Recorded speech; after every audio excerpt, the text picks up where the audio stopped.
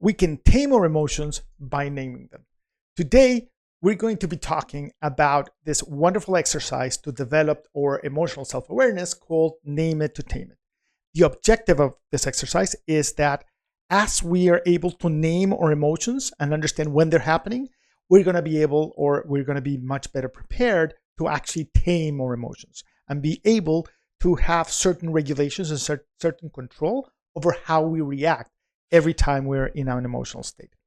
So, step one, whenever you feel a strong emotion, do your best to take a pause. I know this is sometimes difficult, but the more we practice it, the easier it's going to become. So again, whenever you're feeling any strong emotion, it doesn't matter if it's positive or negative or whatever it is, try your best to just take a pause. So once you take a pause, let's try to label it. So put a label on it. In other words, we want to name it, name that emotion. And you actually may want to go to step 3 and use this format.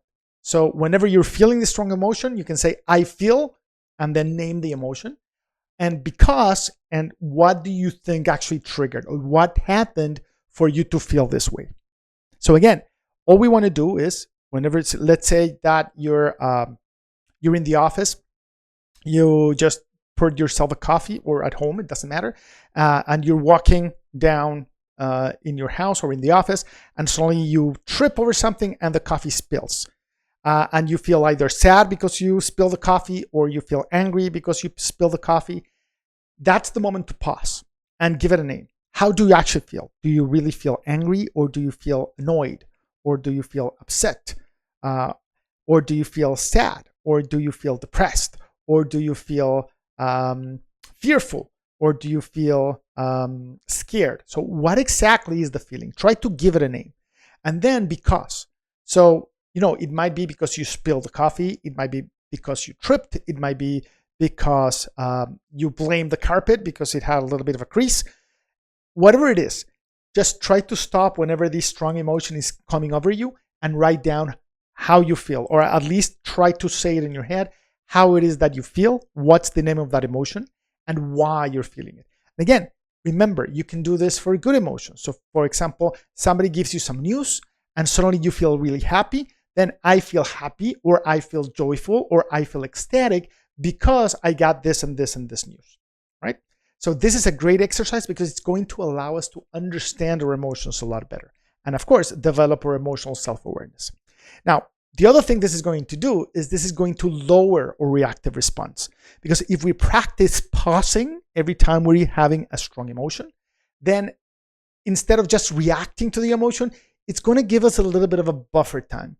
And that tiny little buffer time is going to allow our cognitive process to take over. So instead of just reacting to anger, or reacting to fear, or reacting to happiness, we can actually say, hey, I feel happy, or I feel angry. And having the cognitive processing start working is actually going to help us regulate our responses. So again, instead of reactive responses, we are going to have a much more thoughtful response as we practice. Again, it's not going to work on the first time.